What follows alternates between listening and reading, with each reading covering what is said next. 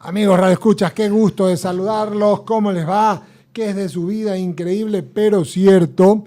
Ya estamos viernes 6 de la tarde con 3 minutos, 6 de la tarde con 3 minutos, y hemos llegado al 1-1. La verdad que los últimos 1-1 han estado geniales, cada día más estuvo muy bien.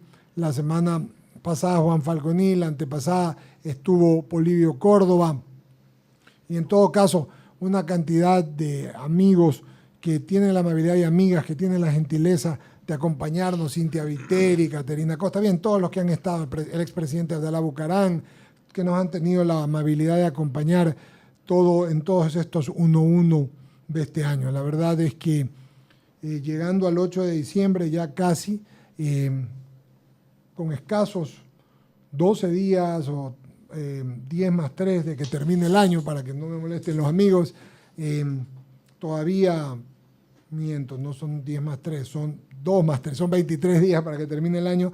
Todavía hay cosas por hacer, todavía recomiendo, como siempre, que si hay que pagar impuestos, se nos han quedado unas cosecitas, no se han terminado de pagar los predios, los impuestos, las matrículas, si se quieren ir fuera, alguna gente quiere pagarla el 25, el 24, dice estoy esperando el 10º, pero si lo pueden hacer antes, háganlo. En todo caso, les habla Eduardo Mendoza Paladines y como lo habíamos dicho hoy en la mañana, en el programa de la mañana, está con nosotros y es un gusto saludar a un querido amigo, por muchas razones, querido amigo. Primero porque hay una razón efectiva, porque fue muy amigo él y su esposa de mi abuelo, don Voltaire Paladines Polo, que como les conté, el día domingo anterior cumplió años de haber fallecido. Cumplió años porque fue el 3 de diciembre de 1982 cuando él falleció. Con él hicieron mucho el tema del olimpismo, llevaron adelante además una amistad muy grande con las señoras, mi mamillita, que Dios tenga en su gloria, la recuerdo tanto, y la esposa de Byron, y nosotros con sus hijos, con Byron, con Edgar, tenemos una amistad de muchos años. En todo caso, además, porque ha sido siempre un abogado en ejercicio profesional, que ha estado pendiente y que está vigente permanentemente.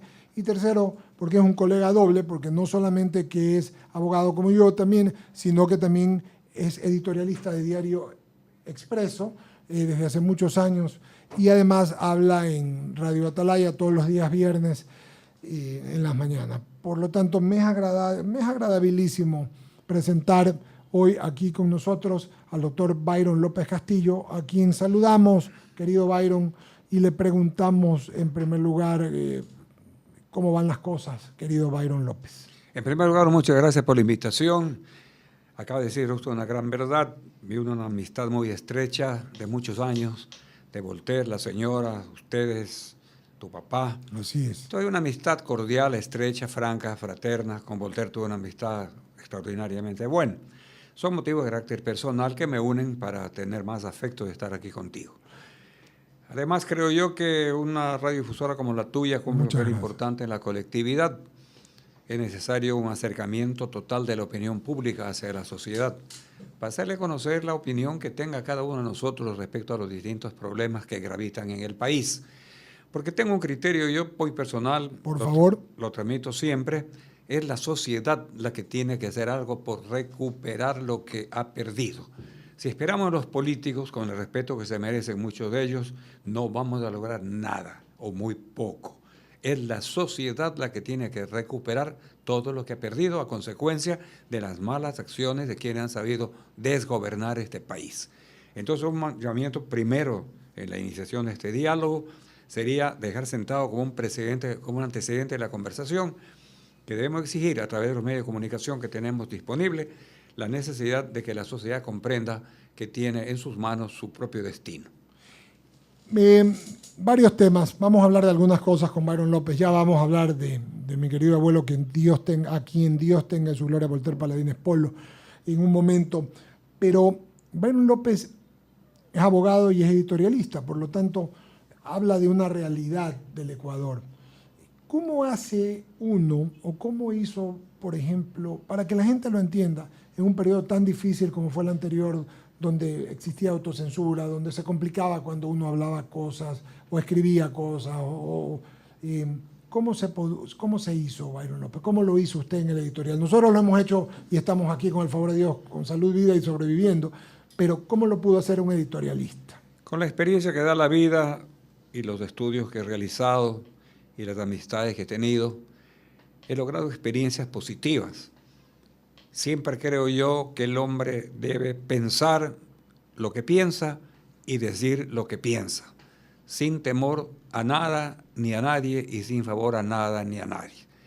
El hombre que así actúa tiene triunfos en la vida, como también puede tener fracasos, pero indudablemente que prevalece su conducta de hombre apegado a la verdad. Con este criterio, desde mi juventud, en la lucha universitaria, en la lucha partidista, milité en un partido político, siempre tuve esta norma de ser obsecuente con la verdad y decirla sin miedo a nada ni a nadie.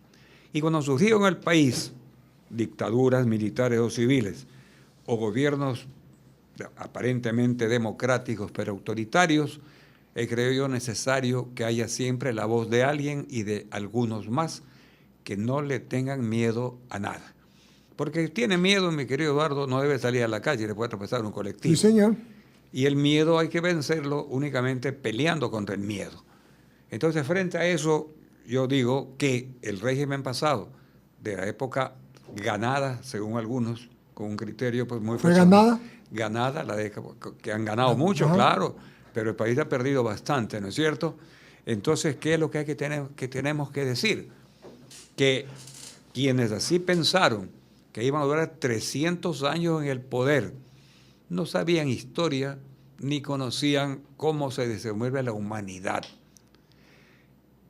El golpe que dieron dictando la Constitución de Montecristi, de la que ahora dicen que quieren recuperar su espíritu, los llevó a ser un gobierno hiperpresidencialista, un gobierno autoritario, un gobierno en donde imperó exclusivamente el deseo de crear temor y, lo más grave, odio entre los ecuatorianos.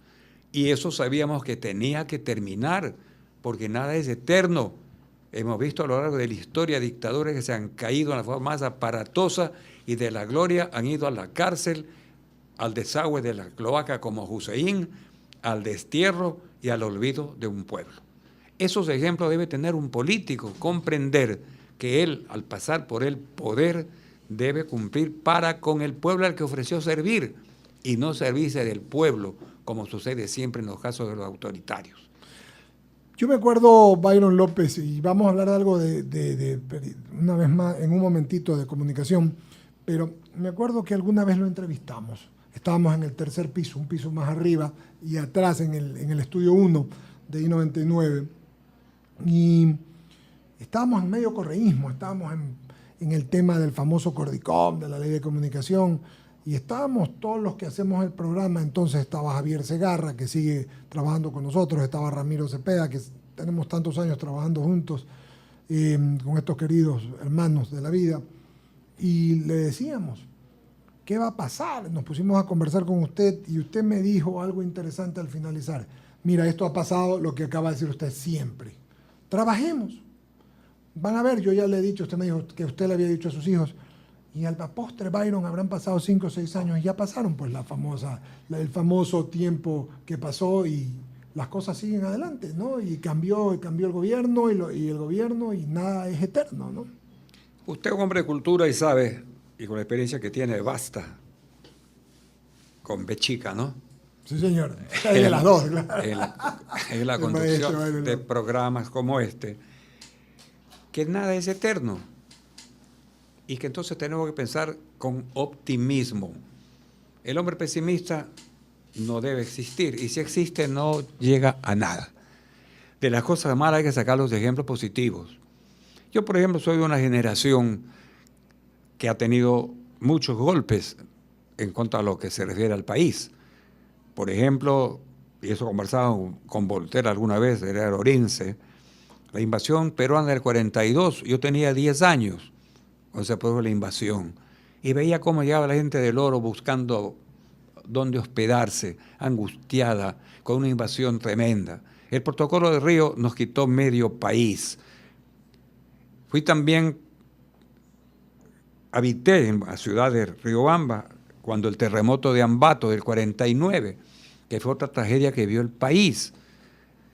Luego la cuestión de la dolarización y la crisis bancaria, de los que me acuerdo yo, al margen de dictaduras militares que han habido en el país, de acontecimientos que hacían creer que el país iba a desaparecer.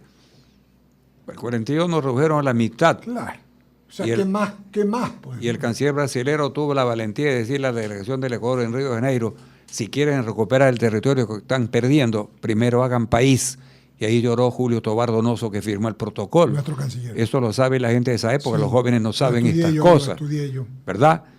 Luego el terremoto de Ambato devastó una provincia entera. Píllaro, ¿no? Pelileo. Pelileo.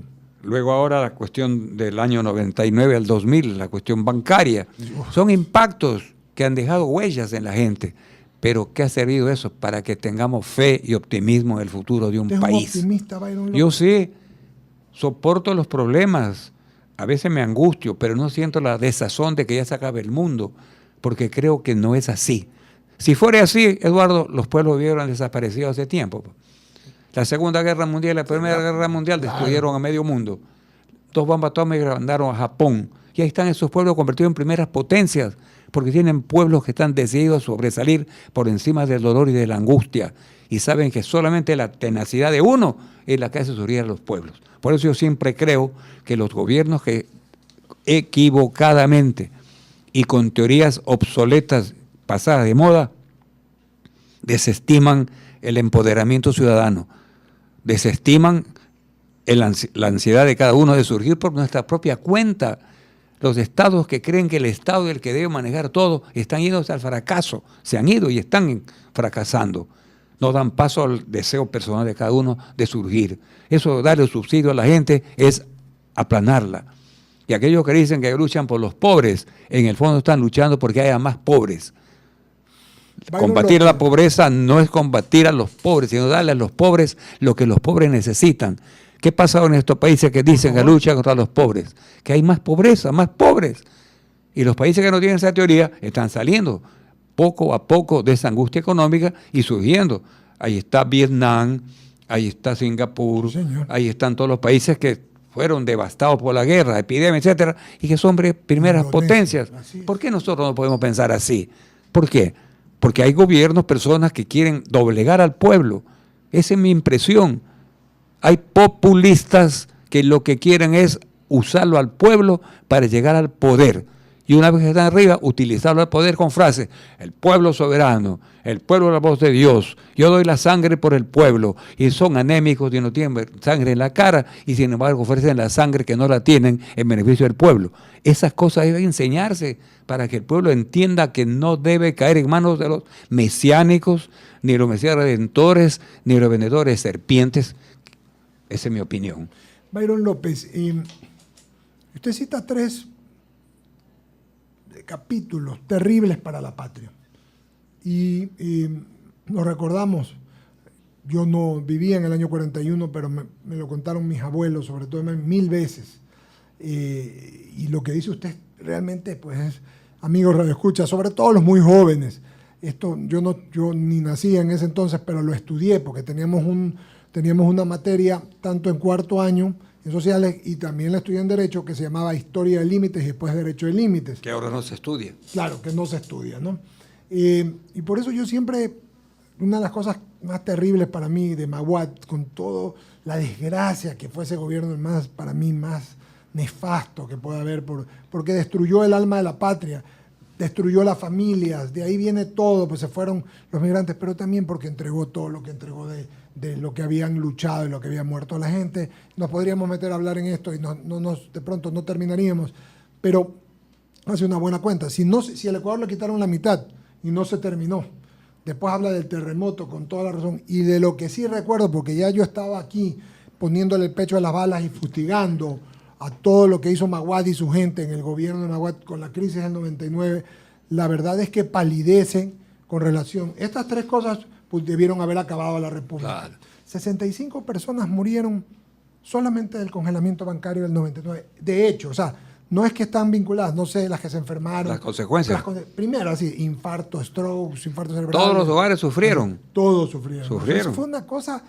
Y ahí estamos viviendo. Y usted dijo esto y le doy hoy día toda la razón, mi querido Byron, que usted tenía razón y nosotros nos desesperábamos, probablemente porque no veíamos camino. Y hoy a veces también, y ya le dice un comunicador de años como yo y con la experiencia que usted tiene mucho más que yo, a veces nos desesperamos y veo a la gente que me dice, ¿y ahora qué hacemos? ¿Qué camino tenemos? Usted ha dicho una verdad, siempre va a haber un camino. Así es. Y no parece en el momento, pero siempre. En este momento yo creo necesario invocar también a la juventud. Yo estoy de 86 años y estoy de ida, ¿no es cierto? A la juventud que necesita saber qué es el Ecuador. ¿Qué es el Ecuador? Porque el gobierno del anterior, de Correa, hace creer que el Ecuador nace en el año 2007. Y es una equivocación tremenda. Usted pregunta a un joven qué pasó en el 41, no sabe. Se refundó la patria. No saben. No saben. ¿Qué pasó en el protocolo de Río? No saben qué río, confunde con Riobamba y no con Río de Janeiro. Sí, yo hablo claro. Muy bien. Y entonces hay necesidad a esta juventud, que no es por culpa de ella, sino porque la desorientan. Como usted decía, ya no estudian derecho territorial, ya no estudian cívica, ya no estudian urbanidad, ya no estudian ética. ¿Qué estudian? Pero no es culpa de ellos. No es de ellos, son los programas de estudio dirigidos con mala intención. Esa es mi opinión personal y la puedo mantener en cualquier plano. Se está desorientando a la juventud, enseñando cosas que no conducen a nada. Un hombre puede ser un sabio, pero debe tener principios éticos. Y eso se aprende en la vida de hogar, que también está desbaratada en muchos hogares, consecuencia de muchos factores. El tiempo no da para hablar sobre esas cosas, pero eso influye mucho. Y entonces una juventud a la que se le permite llevar droga en las mochilas de la escuela. ¿Por qué? Porque usted hizo una ley estúpida, perdóname la expresión, que permite el microtráfico. Y ahora que se pide que se derogue, se hacen los locos y no quieren derogarla. Nadie quiere derogarla. ¿A dónde nos lleva? La tabla siquiera, ¿no? Pancho, la vuelta a la Francisco Huerta Montalvo tuvo una frase importante cuando en un análisis decía: el Ecuador es una narcodemocracia. Y yo creo que es la verdad. Estamos invadidos por la droga. Traficantes de droga que siguen por montones. Enredados con la policía, con los militares. Estamos viendo cómo los policías están enredándose, transportando droga. ¿Qué es esto? Una descomposición social que solamente la puede levantar la propia sociedad. No es cuestión de leyes, mi querido Eduardo. No es cuestión de dictar leyes y endurecer la pena y tipificar delitos por todo, criminalizar todo. Ahí no está la solución. La solución está en buscar medios que la sociedad maneje su propio destino. Yo le recomiendo a la gente de cultura y que tiene interés en conocer algo, que lean a Bauman, un sociólogo que tiene varias obras, La sociedad líquida, Ceguera moral.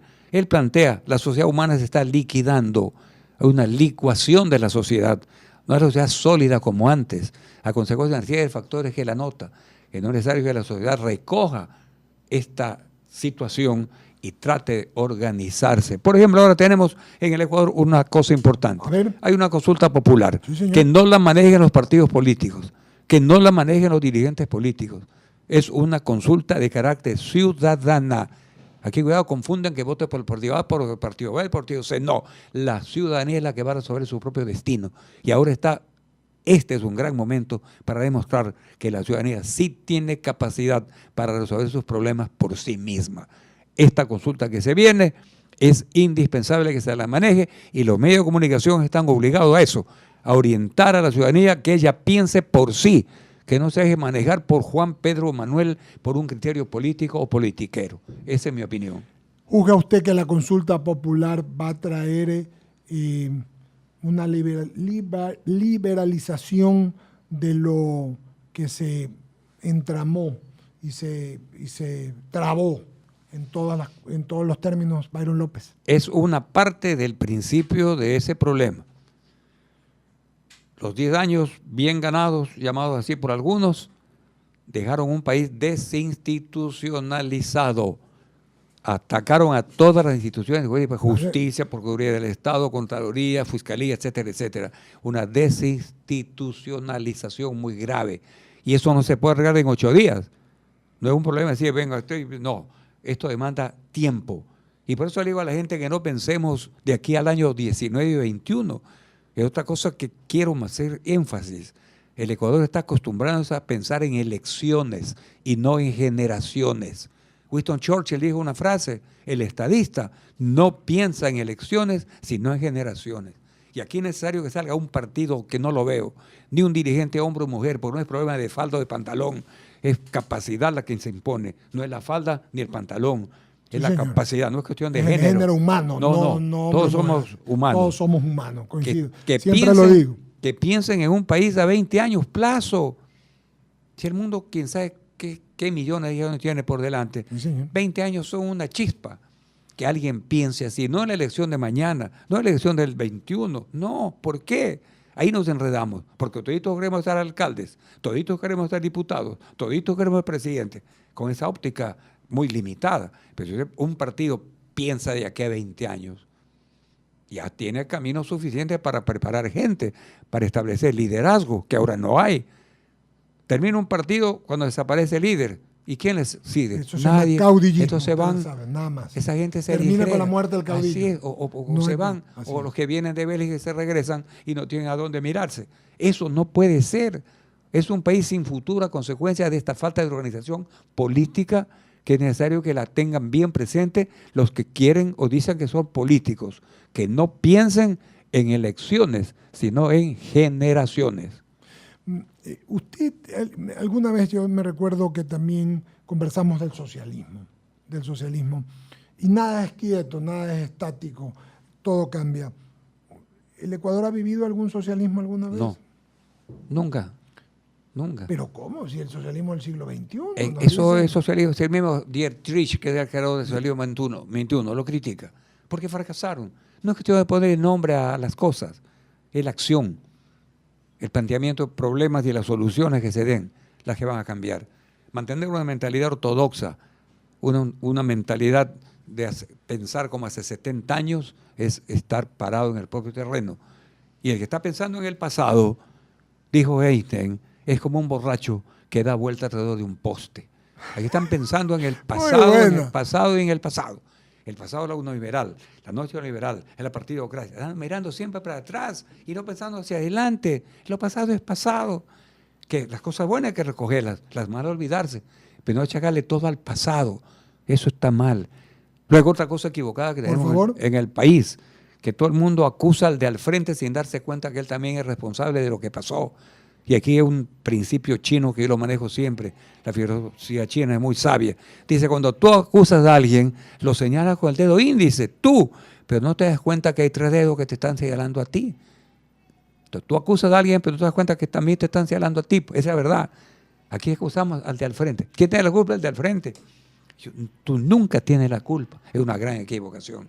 De este fracaso tiene la culpa la noche neoliberal, y los que actuaron después de la noche neoliberal no tienen la culpa. No. Sí, que hay una autocrítica, que hay un análisis frontal, metimos la pata, nos equivocamos, fuimos tontos, lo que quiera, reconocemos nuestras fallas. Ahí eso aquí, nadie reconoce sus propias culpabilidades.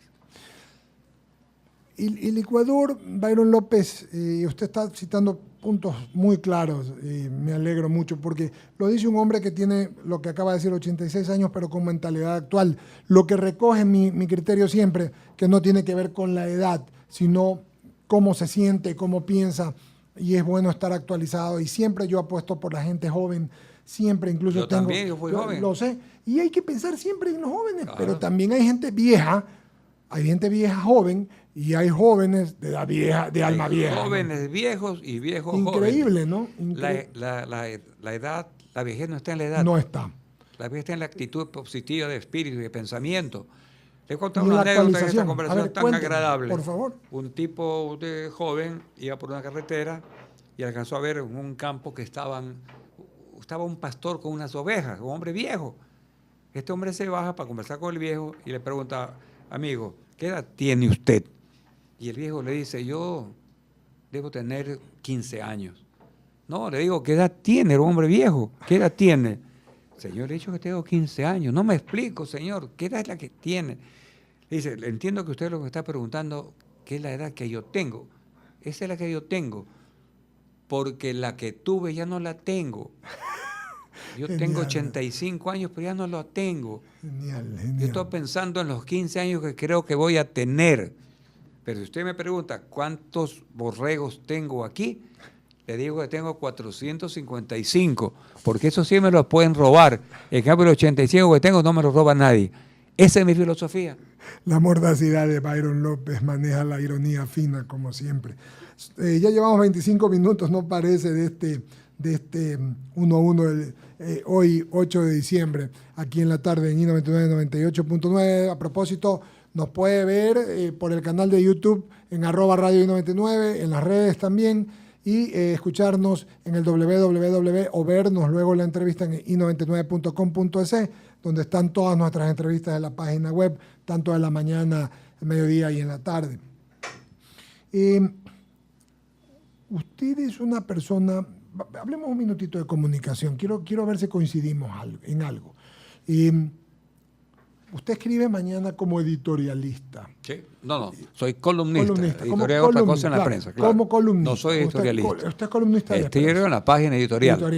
De Expreso. Y el periódico tiene su propio editorial. Claro. Y Todos los responde, diarios. claro. Usted tiene un editorial aquí, Sí, con toda señor. seguridad. Es Sí. la voz oficial del Así es. periódico de la radio. Pero usted responde por lo que usted escribe. Sí, señor. El periódico no Con mi tiene nombre y apellido. Sí, señor. No, No, tiene no. por qué No, responder no. el periódico por Yo. lo que usted escribe. Así es. ¿No le parece una barbaridad y una torpeza lo que la ley de comunicación llevó adelante y que tiene que espero? Porque el presidente de la República, cuando era candidato, 4 veces me lo ofreció.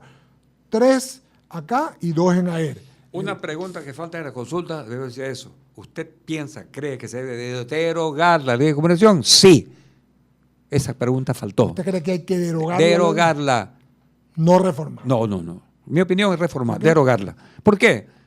Porque existen leyes que reprimen la conducta de alguien que escriba, hable o en televisión o radio o prensa y hable mal de alguien, se exprese mal. Hay leyes penales que tipifican la injuria, la calumnia. Sí, señor. Así es, el honor. O sea, eso Pero está no tiene por determinado. qué crearse una mordaza como es la ley de comunicación. Además, perdóneme, por eso le volví a preguntar, usted es un columnista, usted escribe, usted firma lo que usted, no tiene que ver al director del periódico. Nada. Normalmente es como que yo quisiera a mis compañeros de programa, el de la mañana o en la tarde, le diga, tú vas a decir esto, ¿qué puedo hacer? Peor que es radio, pues no. O sea, Si alguien me sugería a mí que diga lo No, que pues, quiere el director, yo me iba. Y si exacto. algo tengo el orgullo y el honor de haber sido en esta vida, entre las tantas cosas que me ha preparado la vida, es de haber colaborado como estoy haciendo con Expreso, porque tiene un hombre de la talla de Galo Martínez Merchán, que es un hombre, primeramente, un amigo extraordinario, un hombre a carta cabal. En los 22 años que tengo colaborado, escribiendo, y lleva el nombre de Atalaya en mi columna, Sí, señor Atalaya, así es. así es, en Atalaya, no me ha dicho, quítale esta coma, ponle esta coma, porque no, y no lo hace con nadie. Y tiene una línea, el periódico, tan clara que se escribe a favor y en contra de un mismo personaje y un problema, porque esa es la libertad de expresión. Por supuesto. No tiene que ser un encasillamiento como los regímenes comunistas, en donde solamente piensa como piensa el de arriba. Eso no es prensa, no es libertad. Acá no. La pregunta que usted me hace, mi columna, por lo que yo digo ahí, respondo yo. Y al escribir siempre pienso en esa gran responsabilidad que tengo. Y no he descendido nunca al albañal ni a la ofensa personal. He criticado y criticaré en términos elevados de mi manera de ver para mantener una línea acorde con la política del diario Expreso.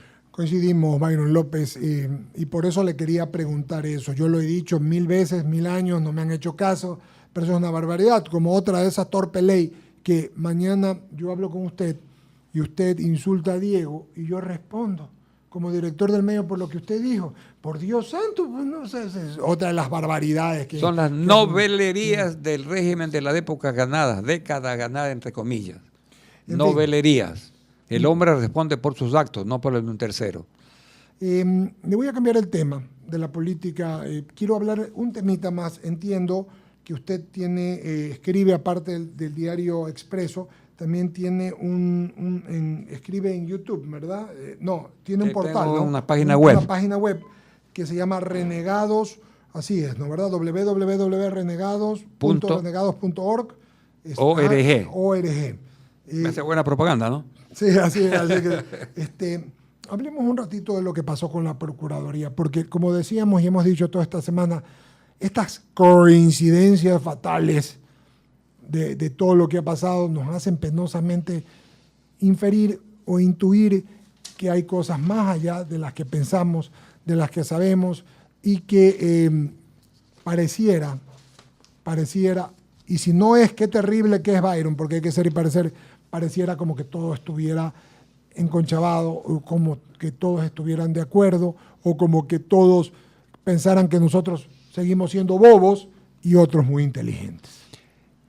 Sin ser brujo, ni tener oráculo de Delfos, se me puso que usted me iba a preguntar esto en esta conversación. Y con ese criterio había preparado yo algo vinculado con ese tema. Primeramente, si hay tiempo para hacer una explicación sucinta, en el proceso penal existe lo que se denomina la acusación particular. Sí, señor. La acusación particular la ejerce la víctima. ¿En qué momento? Luego de la indagación previa. O sea que no hay acusación particular en la etapa de investigación previa que la maneja solamente el fiscal. Cuando se pasa a la etapa siguiente, luego del llamamiento a juicio, ahí nace el proceso penal. Prácticamente ahí nace el juicio penal. Lo otro es una investigación previa que es preprocesal. Quiero ser claro en esta explicación. Está clarísimo. En ese momento hay posibilidad de presentar acusación particular. Esta etapa siguiente al proceso dura 90 días. O sea que la víctima tiene 90 días para presentar la acusación particular. Y puede prolongarse a 30 días más si de la investigación que continúa haciendo el fiscal durante la instrucción fiscal establece que también puede vincular a otra persona. En el primer momento me vincula a mí, 90 días, pero la investigación que se va haciendo lo vinculan a usted. Y entonces el fiscal pide al juez otra audiencia para vincular a esa persona. Y se le concede al juez a petición que siempre le concede, se prolonga por 30 días más la instrucción fiscal y va a durar 120 días. ¿Por qué hago esta explicación? Porque la acusación particular es una institución jurídica obligatoria y no obligatoria. Para los delitos de acción privada, la acusación particular es necesaria. Si a usted le injuria a alguien, le calumnia a alguien, no puede ir directamente donde el fiscal o donde el juez. No puede ir donde el fiscal, perdón, sino directamente ante el juez, mediante la presentación de una acusación particular. Y cuando el delito es de ejercicio de acción pública, puede presentar la acusación particular quien se crea con derecho a ella, la víctima o las personas que tienen derecho, los herederos, por ejemplo, de un muerto. La acusación particular reúne el requisito determinado que no cabe para qué mencionarlo acá. ¿Qué pasó aquí en este caso del señor Glass y los que están enredados en este problema? Hay una acusación particular del fiscal, porque el fiscal es el primer acusador. Es el fiscal el que acusa, pero junto a él están los acusadores particulares. ¿Quiénes son? En el primer caso, el procurador del Estado, que presentó acusación particular para parte procesal en este juicio. Y hay otro acusador particular, el señor César Montúfar, que interviene por la calidad de víctima con un caso muy interesante jurídicamente. Es la primera vez que se presenta una tercera persona indicando que se siente víctima en función de derechos colectivos o difusos. Porque él dice, yo soy ciudadano, y me siento perjudicado. Y también me siento perjudicado por lo que ha pasado. Y el juez le aceptó. Esto es un precedente jurisprudencial muy interesante porque permite que lleguen adelante todos los que se sientan perjudicados, víctimas, por un caso como este, pueden presentar la acusación. Entonces habría la acusación fiscal, la acusación de la Procuraduría y la acusación de César Montúfar. Así se ha venido ventilando el proceso. ¿Qué es lo que dice la ley? ¿Qué dice la ley? Cuando se instala la audiencia de juicio, por parte, en este caso, de un tribunal, deben estar presentes todas las partes procesales.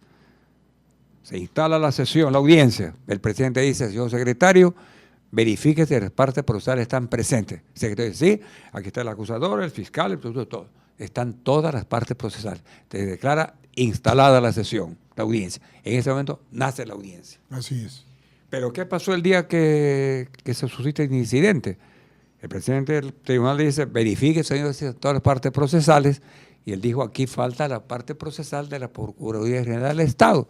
Se declara instalada la sesión, la audiencia, y a los 7 minutos llegan los señores delegados de la Procuraduría, con un argumento de lo más deleznable, que no subieron en el ascensor, que el ascensor demoró 7 minutos de que subiera al Empire State, pues no, ni subiendo al Empire State. Usted ha estado ahí. Sí, el Empire State demora 5 minutos, ¿no es cierto? Una bala. Okay. Entonces llegan a este organismo 7 minutos después. Está bien abandonada la cuestión particular. Aquí no hay que el presidente... está hablando desde el punto de vista jurídico. Es que en la vida práctica me ha tocado eso también. Yo he pedido el abandono de la acusación particular en cierto caso, cuando no estuvo presente el acusador y llegó 10 minutos después. Al instalarse y declarar instalada, tienen que estar todas. Si no están, se declara abandonada ipso facto. El presidente del tribunal actuó en derecho. La propia Procuraduría está estableciendo eso, que jurídicamente está bien, que se excedieron un poco, que porque no esperaron el otro cantar, pero la ley es ley. Entonces, está bien abandonada esa cuestión particular. Ahora, la pregunta del millón es esta: ¿se atrasaron en verdad porque el ascensor no los llevó?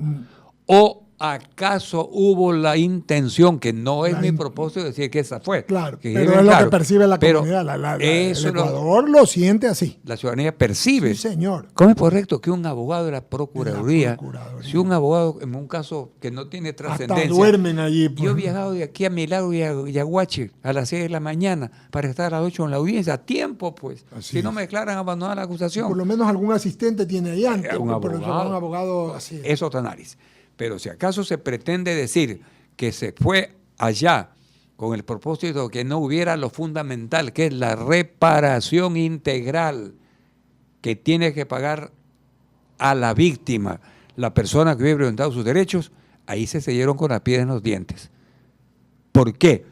Porque no obstante que se haya declarado abandonada la acusación particular, ya la Procuraduría en la etapa previa, según lo ha dicho el procurador, y así tiene que ser, presentó las pruebas suficientes por parte de la Procuraduría para establecer que habían dos cosas fundamentales en un proceso penal: la comisión del delito y la participación de los procesados en ese delito.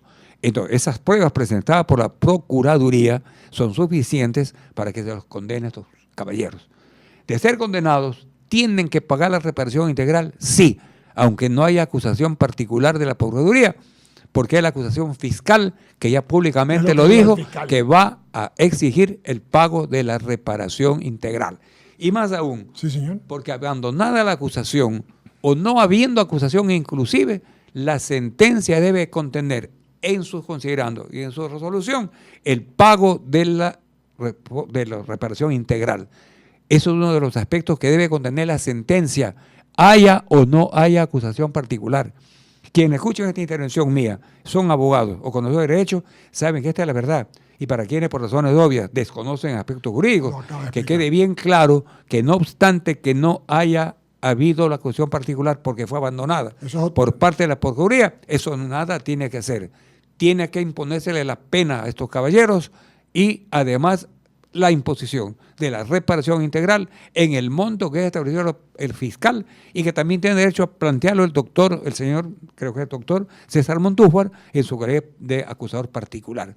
Ese es el análisis jurídico que me invito a hacer en lo tocante a este tema. Ojalá haya sido claro. Clarísimo. 42 minutos. Byron López Castillo, se nos ha ido el tiempo. Defíname el éxito. ¿Qué? Defíname el éxito. ¿Qué es el éxito para Byron López Castillo? Yo entiendo que una de las cosas que me brindó la vida fue haber militado en el movimiento olímpico, junto a Voltaire, entre otras personas. Y el olimpismo no solamente es una actividad deportiva. El olimpismo es una actividad de vida, una filosofía de vida, bien entendida. A ver. Viene de la Grecia antigua, traspasa los siglos y llega a la era moderna.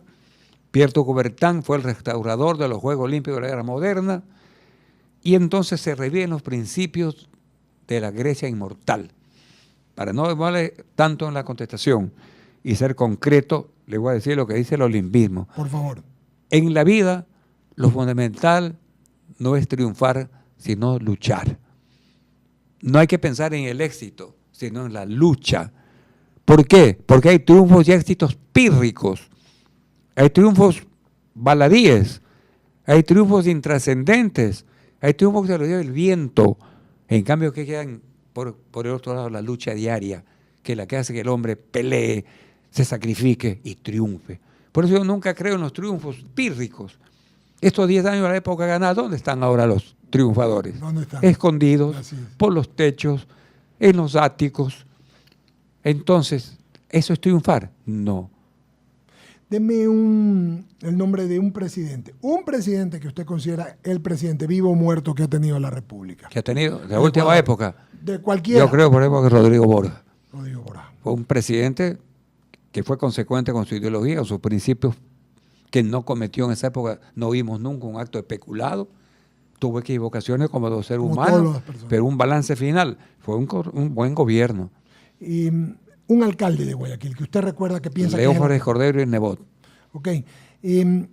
Byron López Castillo habló hace un momento de algunas cosas. Yo quiero preguntarle, estoy ya en las preguntas finales, pero quiero que me cuente una anécdota con Voltaire Paladines para que lo pueda saber la audiencia, porque voy a hacer otro programa y lo comprometo a hacerlo, porque cumple 100 años el 30 de diciembre de muerto, fallecido de haber partido al padre. 100 años de muerto. 100 años cumpliría ya. De muerto no, pues. De edad. Sí, señor, sí, así claro. Es. Cuénteme una anécdota con Voltaire Paladines. Yo tuve varios pasajes de la vida con él. Empecé un día que me pidió, así como me pidió usted que venga acá a un programa de Atalaya. Sí. Y entonces tuve unas tardes que iba a conversar con él sobre problemas políticos, ¿no? Yo era dirigente estudiantil en esa época. Mi amistad con él es muy vieja, fue muy vieja. Me conocía y yo iba a hablar con él en Radio Atalaya, en Vélez y Rumichaca. Sí, señor. Y hablábamos varias tardes, ahí nos hicimos muy bien amigos. Cuando me vinculo al olimpismo, que sería algo contarle cómo entré, eso no interesa. Yo fui secretario del Comité Olímpico con él como presidente.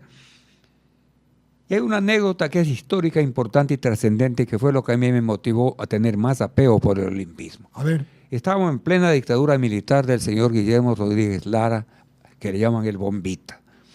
Y en ese momento se iban a realizar los Juegos Bolivarianos en Panamá.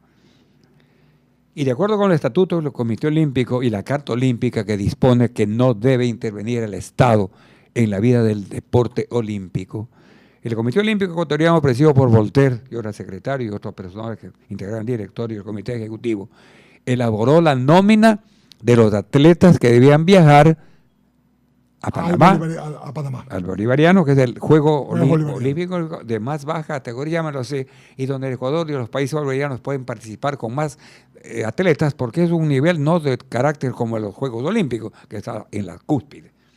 Se hizo la nómina y se la comunicó al Ministerio de Educación, por un sentido de cortesía. El Comité Olímpico ha resuelto que la delegación ecuatoriana es integrada por fulano, sutano y mengano. Le comunicaron. Y el gobierno dictatorial dispuso que no, que esa lista era demasiado y querían los que ellos disponían. Y le comunicaron al Olímpico, allá irán solamente esto. Y eliminar los que ellos querían. Se reunió el Comité Olímpico y le dijo al gobierno que ellos no tenían por qué intervenir.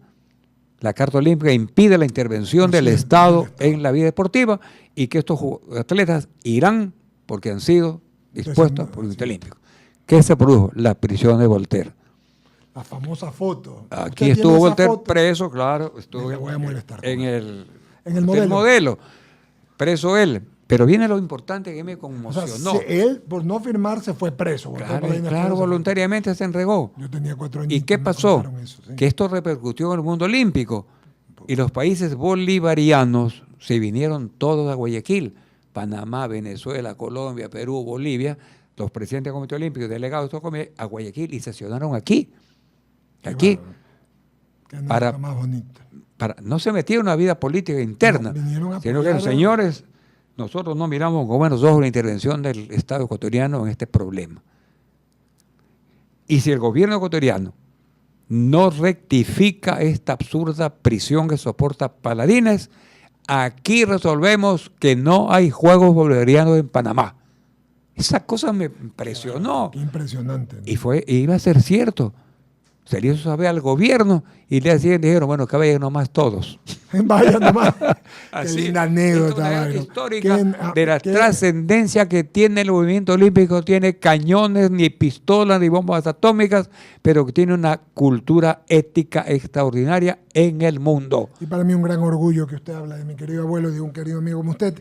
Mi primo Gato Toro siempre me habla de esa foto, la teníamos alguna vez, Claro. así que lo voy a molestar para sacarle una copia a la Así foto. que cuando salió del calabozo del modelo, nos fue a visitar previamente, salió acompañado de todos los dirigentes bolivarianos que estaban aquí. Esas historias debe conocérselas, porque este gobierno del señor Correa intervino en el deporte ecuatoriano. Y ahí también estaba yo en el Comité Olímpico junto con Danilo Carrera. Y actuamos como hombres de honor. Nos fuimos antes que ser pisoteados por un gobierno que se metió en el movimiento olímpico equivocadamente. Si tuviera que darle un consejo Byron López, cualquiera, al presidente de la República, ¿qué le diría? ¿A cuál? ¿Al actual? Al actual. Que pase de las actitudes que el pueblo las mira con satisfacción para que dejen de ser actitudes y pasen a ser cosas pragmáticas. Él debe tener su ideología como tenemos todos, pero el momento actual del Ecuador no es de ideología, es de pragmatismo. Entonces, problema uno, que se deshaga de todo el equipo económico que los rodea, porque no es correcto que mientras le están diciendo que es traidor, él esté rodeado de gente que le dice que es traidor. Entonces, ¿cómo se confía? No puede ser. Que el diálogo famoso que ha hecho con el Ecuador no se quede en el tapete.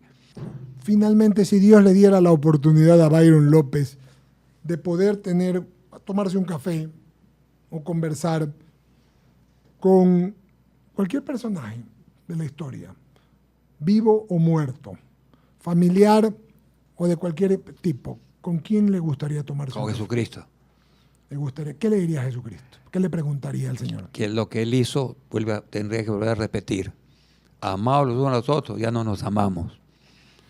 Gracias, Byron López. Íbamos a hablar 25, 30 minutos, hemos hablado 45. Qué gusto tenerlo aquí y lo comprometo, porque voy a hacer un programa exclusivamente con algunos amigos, ya no va a ser de uno, con algunos amigos que voy a traer para hablar de mi querido abuelo, don Voltaire Paladín. Yo tengo muchas anécdotas con él. Así Estuve por Europa en un viaje hermoso que hicimos a un congreso mundial del Comité Olímpico en Roma y estuvimos con un papa. Cuando venga eso hablamos. Muy bien.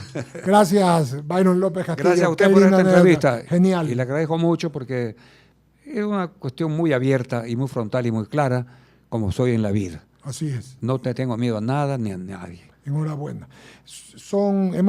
Hemos terminado el 1-1 de hoy. Vamos a pagar las menciones publicitarias, luego al corte y volvemos con el diálogo de la tarde aquí en 99.98.9. Linda entrevista, se la recomiendo. También la puede ver en el canal de YouTube, queridos amigos radioescuchas, aquí por I99 y en nuestro canal de YouTube 98.9 y en el canal de YouTube @Radio I99.